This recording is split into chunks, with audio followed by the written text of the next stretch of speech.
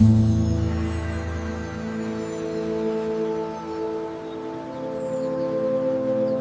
did something most people are afraid to admit out loud. You started cutting people off, not dramatically, not with arguments or explanations, just quietly. You saw their name on your phone and decided, not today. And what surprised you the most wasn't the silence, it was the peace that followed. Because according to everything we've been told, being alone is supposed to feel empty. It's supposed to hurt. But for you, it didn't. It felt like relief, like finally being able to breathe without tension in your chest. And that creates a contradiction most people don't understand. How can someone walk away from everyone and not feel lonely? The truth is, you're not sitting there wishing someone would call. You're sitting there realizing how loud everything used to be. This isn't about isolation. This is about clarity. And maybe, for the first time in a long time, you're not losing people, you're finding yourself. We live in a time where connection is everywhere, yet real connection feels rare. Studies show that more people than ever feel isolated, even while constantly texting, scrolling, and interacting online. It's what experts call a loneliness epidemic. People are surrounded, but not seen, heard, but not understood. So the assumption is simple. If you remove people from your life, things should get worse. You should feel more alone. But here's where your experience breaks that narrative. Because instead of feeling emptier, you felt lighter. Instead of craving noise, you started appreciating silence. That's what makes your situation different. You didn't lose connection, you removed what wasn't real in the first place. And once the distractions were gone, what remained wasn't loneliness. It was space. You weren't always like this. There was a version of you that stayed, that tried, that believed people would eventually meet you halfway. You used to answer every call, reply to every message, show up even when it was inconvenient. You gave people the benefit of the doubt again and again. Back then, walking away didn't feel like an option, it felt like failure. So you stayed longer than you should have. You tolerated more than you should have. And over time, something subtle began to shift. Not overnight, not all at once, just small moments where you started noticing patterns. The same conversations, the same disappointments, the same emotional weight. And eventually, without making a big decision, you just stopped. Not because you became cold, but because you became aware. If you're honest, you were the strong one, the dependable one, the person people leaned on when things fell apart. You were the one who listened without interrupting, who gave advice even when no one followed it, who showed up even when you were exhausted. You carried conversations, emotions, and sometimes entire relationships on your back. And you didn't complain, because that's just who you were. You cared, but caring came at a cost. You started noticing that the support you gave wasn't always returned. That people would come to you in crisis, but disappear when you needed the same. That your presence was expected, not appreciated. And the hardest part? You didn't leave right away. You stayed. You kept trying. Until one day, it wasn't anger that made you step back, it was exhaustion.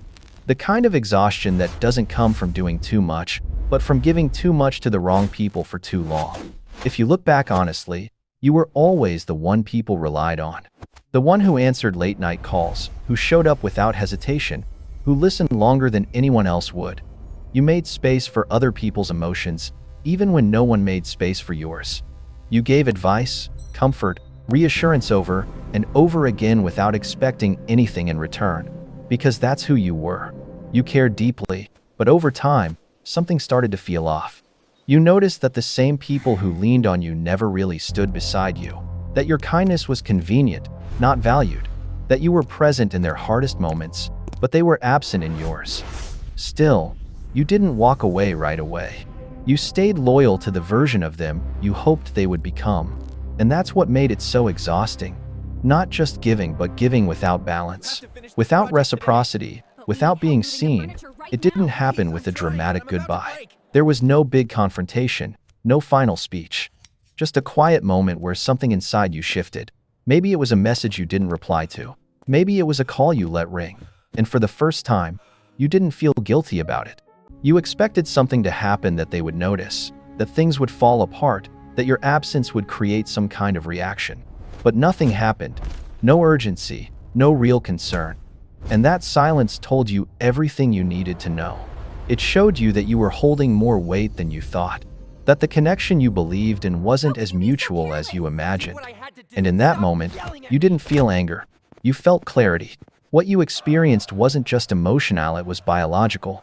Your brain is wired to protect you, and when it detects repeated emotional stress, it adapts. According to polyvagal theory, your nervous system has different states, and one of them is designed for protection through withdrawal. When social interaction becomes draining instead of safe, your body shifts out of connection mode and into a shutdown state. Not because you're weak, but because your system is trying to conserve energy. It's an automatic response. You don't sit there and logically decide to pull away, your body does it for you.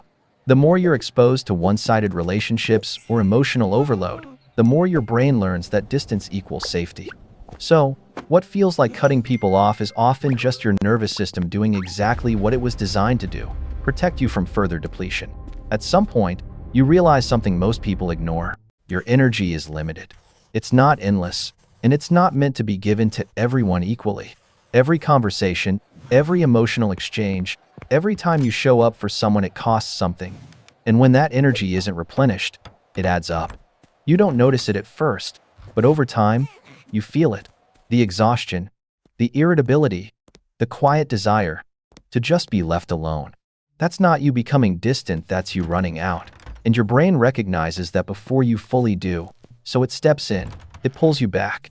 It creates distance where there used to be access, not to isolate you, but to preserve what's left of your energy.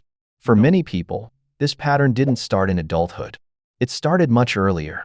Maybe you grew up in an environment where emotions were unpredictable, where you had to pay attention to tone, mood, and tension just to feel safe. You learned how to read people before you even understood yourself. You became aware of subtle shifts, facial expressions, silence, changes in energy because those things mattered. They told you when things were okay and when they weren't. In homes like that, closeness often came with uncertainty. Love wasn't always stable, so you adapted. You became more observant, more cautious, more emotionally aware than most. And now, as an adult, that same awareness shows up in your relationships. You notice patterns quickly. You sense when something feels off. And when it does, you don't ignore it anymore. You step back, not because you're afraid of people, but because you've learned, over time, that not every connection is safe to stay in. Psychologists call this pattern emotional cutoff. It's what happens when someone learns, often early in life, that closeness comes with a cost. Instead of staying in relationships that feel overwhelming or unpredictable, they create distance, sometimes physically, sometimes emotionally. It's not about being cold or detached. It's about survival. When connection feels unsafe or draining, the mind looks for relief, and distance becomes the solution. Over time, this response becomes automatic. You don't over-explain it. You don't always announce it. You just step back. Not because you don't care, but because you've learned that caring without boundaries can come at too high a price. As you grow older, this pattern doesn't disappear, it evolves. You may find it harder to fully trust people, even when they haven't done anything wrong. Not because you're suspicious, but because your past has trained you to be cautious. You take longer to open up. You observe more than you speak. And when something feels even slightly off, you instinctively pull back. Intimacy can feel complicated, not because you don't want it, but because you understand what it can cost. You've seen how quickly closeness can turn into obligation, pressure, or imbalance, so you become selective. You protect your space, your time, your energy, and while others may see this as distance, for you, it's awareness. This is where things become important, because not all distance is the same. There's a difference between building boundaries and building walls. Walls are rigid. They block everyone out, good or bad, because they're built from fear. They say, no one gets access. Boundaries, on the other hand, are intentional. They don't shut people out, they filter who gets in. A boundary sounds like, I can't give my time to this anymore, or this behavior doesn't work for me. It's not about punishment, it's about self-respect. For example, ignoring someone who constantly drains you isn't avoidance, it's a boundary. But shutting yourself off from everyone, even those who show up consistently, that's a wall. And the difference matters, because one protects your peace while still allowing connection, the other protects you by isolating you. The goal isn't to disconnect from the world, it's to choose who has access to you. The clearest signal isn't what you think, it's how you feel afterward.